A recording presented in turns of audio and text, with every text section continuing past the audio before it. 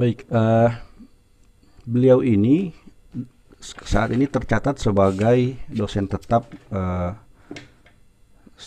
studi filsafat Islam ya, di Universitas Islam Negeri Maulana Malik Ibrahim Malang. Dan eh, saya sebagai alumni Universitas Islam Negeri Maulana Malik Ibrahim Malang juga pernah bersama-sama dengan beliau, pernah diajar oleh beliau terkait dengan filsafat. Jadi teman-teman sekalian, memang eh, rekam jejak tulisan-tulisan beliau terkait dengan filsafat itu sudah sangat banyak ya, baik yang telah terbit di jurnal yang terakreditasi maupun buku. Jadi ada beberapa buku yang terkait dengan filsafat yang telah diterbitkan. Itu diantaranya Integrasi Agama dan Filsafat. Lalu kemudian ada Kerjasama Umat Beragama dalam Al-Quran Perspektif Hermeneutika Farid Esak. Nah, jadi teman-teman sekalian, buku ini khususnya bagi pegiat filsafat itu sangat menarik ya, karena buku ini kaya dengan referensi, kaya dengan rujukan, bahkan di hampir setiap paragraf itu terdapat 2 sampai 3 referensi, teman-teman sekalian. Jadi sekali lagi tampilannya seperti ini, kalian bisa mengeceknya itu baik di toko buku Gramedia maupun di toko buku yang lain. Kalian juga bisa memesannya lewat online ya, di aplikasi-aplikasi online. Saya kira juga sudah ada yang mengkomersialisasikan atau menjual buku ini secara online. Teman-teman sekalian, buku ini sendiri terdiri dari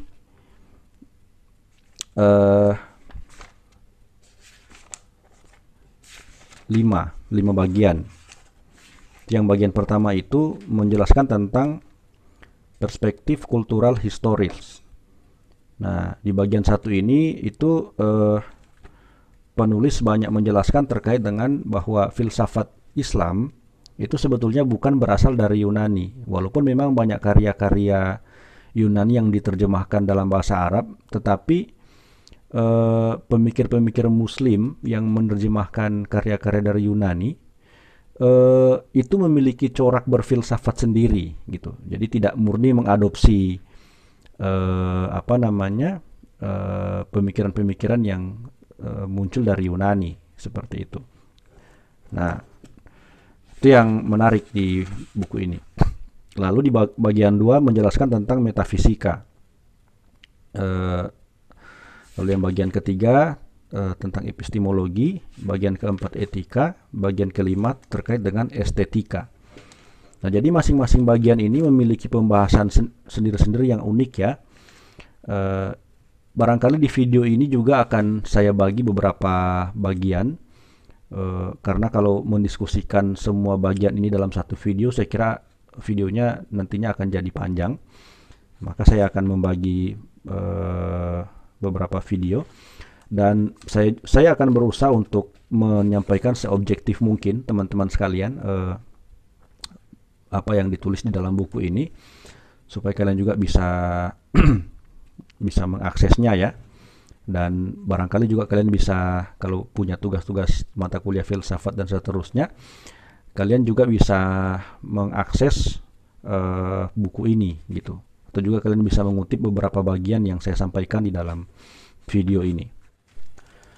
Oke, baik, kita mulai dari bagian pertama buku ini, di mana buku ini menjelaskan pada bagian pertama terkait dengan perspektif kultural historis, gitu ya, terkait dengan filsafat Islam. Nah, jadi di buku ini itu banyak sekali mencantumkan referensi bahwa pada prinsipnya filsafat Islam itu yang muncul itu sebetulnya bukan dari Yunani, gitu ya. Sebelumnya sudah saya sebutkan juga bahwa walaupun terdapat penerjemahan teks-teks Yunani ke dalam bahasa Arab, khususnya sebenarnya sudah dimulai di zaman Bani Umayyah, tetapi puncaknya itu dimulai di zaman dinasti Abbasiyah, khususnya di Khalifah Al-Ma'mun ya. Nah, itu juga sudah dijelaskan di dalam buku ini. Ada tiga hal yang menjadi alasan atau menjadi indikator kenapa eh, filsafat Islam itu sebenarnya bukan dari Yunani gitu ya. Itu yang pertama, belajar itu tidak hanya sekedar meniru gitu. Jadi ini salah satu yang menjadi semangat para pemikir-pemikir Muslim di zaman dahulu itu, bahwa belajar itu bukan meniru. Nah, kalau sekarang kan banyak sekali kita lihat bukan hanya siswa-siswa awam atau siswa-siswa yang belajar secara instan begitu ya, tapi bahkan di kalangan mahasiswa juga sering terjadi fenomena copy paste. Jadi belajar dengan cara meniru hasil karya orang lain dan diklaim sebagai hasil karya sendiri gitu. Nah, di zaman pemikir-pemikir Muslim zaman dahulu itu tidak ada seperti itu. Jadi mereka memang menerjemahkan hasil karya bangsa Yunani, tetapi eh, tidak kemudian tidak meniru gitu ya apa yang sudah dicatat sebagai pengetahuan yang bersumber dari Yunani, tapi tokoh-tokoh Muslim itu justru mengembangkan secara mandiri gitu ya ilmu pengetahuannya. Nah, jadi orang-orang Islam pada zaman itu walaupun menerjemahkan teks-teks Yunani, itu mereka punya filsafatnya sendiri, mereka punya semangat berfilsafat sendiri gitu. Nah, seperti misalnya kita bisa kasih contoh, walaupun Baruch Spinoza ya, itu kita ketahui bersama, Baruch Spinoza itu pengikut Descartes ya, Descartes. Tetapi ya memiliki pandangan filosofi sendiri, seperti apa apa Aristoteles gitu ya, yang merupakan muridnya Plato, sama juga dengan Plato yang gurunya itu adalah Socrates. Ya, walaupun mereka itu relasinya adalah guru dan murid, tetapi baik Plato maupun Aristoteles itu punya filsafatnya sendiri gitu. Mereka tidak semata-mata meniru atau mengcopy paste apa yang sudah diciptakan oleh guru mereka. Nah, lalu yang kedua, kenapa filsafat Islam itu bukan berasal dari Yunani? Itu karena seperti yang dikatakan oleh Karl Estenbring ya, itu juga sudah dijelaskan dalam buku ini, ekspresi dan proses komunikasi sang tokoh dengan kondisi sosial lingkungan. Jadi lingkungan di Yunani dan di Arab itu tentu adalah dua lingkungan yang jauh berbeda gitu. Nah, perbedaan lingkungan ini juga mempengaruhi corak berpikir tokoh-tokoh atau para filsuf di zaman itu gitu. Jadi antara filsuf yang muncul di Yunani dan filsuf yang muncul di Arab itu memiliki corak yang berbeda karena juga perbedaan lingkungan atau sosiokultural ya gitu. Nah, jadi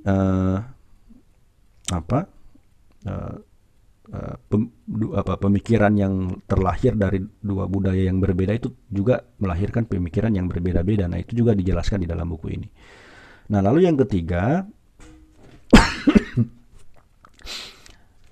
adalah kenyataan yang ada menunjukkan bahwa ternyata pemikiran rasional telah lebih dulu mapan dalam masyarakat Muslim sebelum kedatangan filsafat Yunani. Nah, ternyata di dalam buku ini dijelaskan juga secara gamblang, sebelum kedatangan filsafat Yunani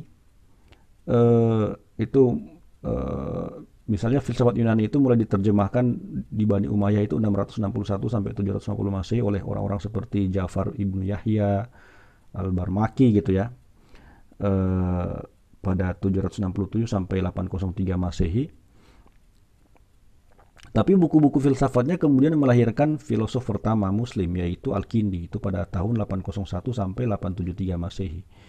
Nah, lalu kemudian digarap pada dinasti Abbasiyah tahun 750 sampai 1258 Masehi. Nah, khususnya pada masa Khalifah Al-Ma'mun. Nah, pada masa ini teman-teman sekalian, sistem berpikir rasional telah berkembang pesat dalam masyarakat intelektual Arab, yakni dalam fikih atau jurisprudensi dan kalam atau teologi. Nah, teman-teman sekalian, jadi ternyata sebelum era Yunani itu di dunia Muslim gitu ya, khususnya di zaman dinasti Abbasiyah, di zaman khalifahnya Al-Ma'mun, itu sekitar abad ke-9 memasuki abad ke-9, itu ternyata aktivitas berpikir rasional itu sudah terjadi di sana, itu di dalam dunia Islam gitu. Jadi bahkan sebelum ada penerjemahan dapat dikatakan sebelum ada penerjemahan apa namanya referensi dari Yunani, itu sebenarnya tokoh-tokoh Muslim itu sebenarnya sudah ada corak berpikir filsafatnya sendiri gitu. Nah seperti itu. Nah ini yang tiga hal ini yang apa namanya yang kemudian didokumentasikan di dalam buku ini. Nah di sini juga banyak sekali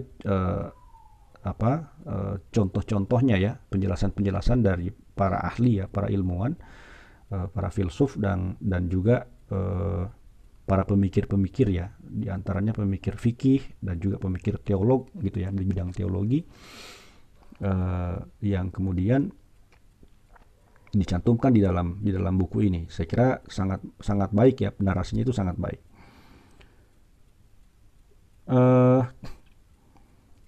Salah satu hal yang berjasa itu juga dicantumkan di sini ya,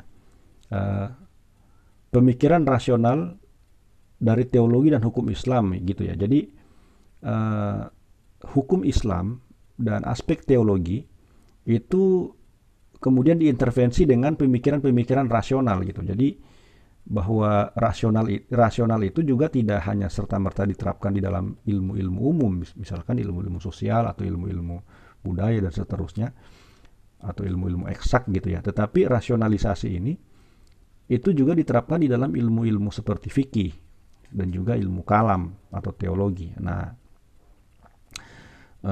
makanya di zaman itu muncul namanya aliran Mu'tazilah ya, yang kemudian meramaikan aktivitas berpikir rasional pada zaman itu.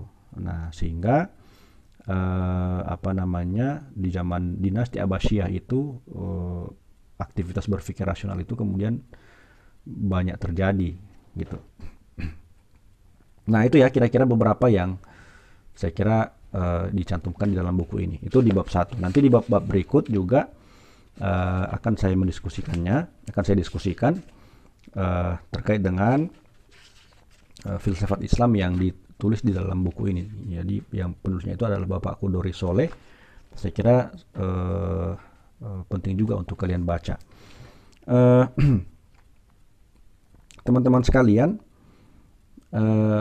secara umum di bab 1 itu seperti itu ya. Jadi pemikiran rasional Islam itu sebetulnya itu yang paling berjasa itu adalah tokoh-tokoh muslimnya ketimbang penerjemahan dari referensi-referensi atau filsafat-filsafat Yunani gitu. Nah, jadi banyak sekali tokoh-tokoh di zaman Khalifah Al-Ma'mun itu yang muncul. Itu ada Al-Kindi gitu ya. Lalu termasuk juga Ibnu Sina. Nah, kita perlu ketahui bersama juga bahwa para ilmuwan-ilmuwan di zaman dinasti Abbasiyah itu selain ilmuwan yang spiritualitasnya juga tinggi, kemudian juga ketaatan mereka kepada Allah Subhanahu wa taala juga tinggi, tetapi juga mereka memiliki ilmu pengetahuan yang kompleks gitu. Mereka menguasai berbagai disiplin keilmuan. Ibnu Sina misalnya itu juga ada selain seorang teolog dan juga seorang filosof, dia juga adalah seorang dokter atau ahli kedokteran. Itu kitabnya yang terkenal itu ada kitab Al-Qunun itu, yang diterjemahkan dalam bahasa Eropa itu yang sampai sekarang masih digunakan sebagai rujukan utama itu di Eropa. Itu Canon of Medicine.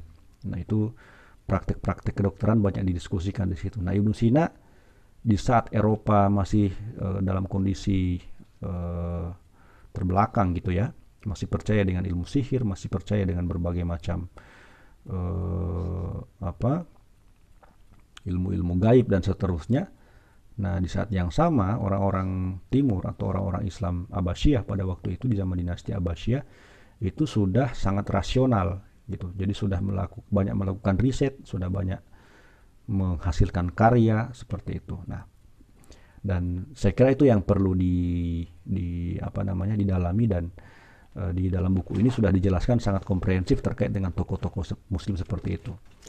Nah, Teman-teman sekalian, di dalam video bedah buku ini, baik video saya ini maupun di video-video berikut, saya akan mendiskusikan buku secara selang-seling ya. Jadi walaupun itu tidak secara runut gitu ya, tetapi paling tidak ada beberapa hal penting yang bisa saya sampaikan kepada kalian supaya itu juga bisa menjadi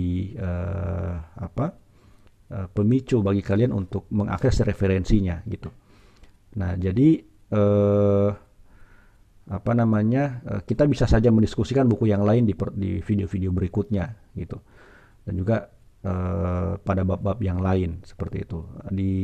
Mungkin di buku ini di bab-bab yang lainnya akan saya diskusikan di beberapa video selanjutnya seperti itu. Supaya ke depan teman-teman juga bisa melihat bahwa barangkali ada yang belum pernah mengakses referensi yang saya diskusikan, itu juga bisa kalian akses. Nanti juga kalau kalian punya tambahan, punya komentar, itu bisa silakan kalian berkomentar di video ini gitu. Nanti kalau ada buku yang mungkin juga kalian sudah pernah membaca buku tertentu, kalian juga bisa menambahkan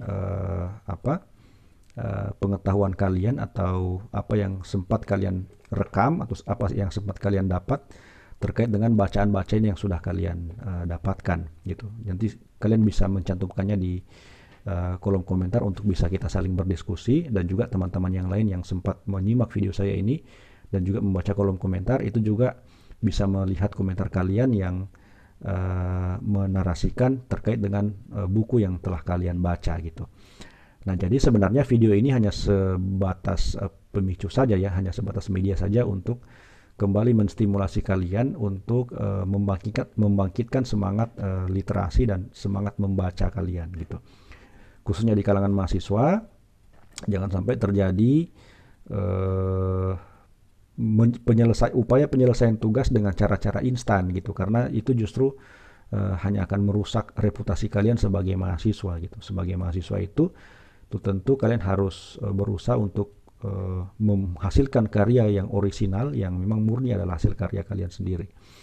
Baik, di pertemuan berikut kita akan mendiskusikan di bab-bab selanjutnya. Semoga apa yang saya sampaikan ini bisa membawa manfaat walaupun sedikit kepada kalian yang telah menyimak. Sekali lagi terima kasih telah menyimak video ini. Semoga kita semua sehat selalu. Kita lanjut lagi di pertemuan-pertemuan selanjutnya di ruang virtual versi YouTube, via YouTube. Demikian yang dapat saya sampaikan. Lebih dan kurangnya saya mohon maaf. Billahi fisabilil haq wal muwaffiq ila aqwamit thoriq. Wassalamualaikum warahmatullahi wabarakatuh.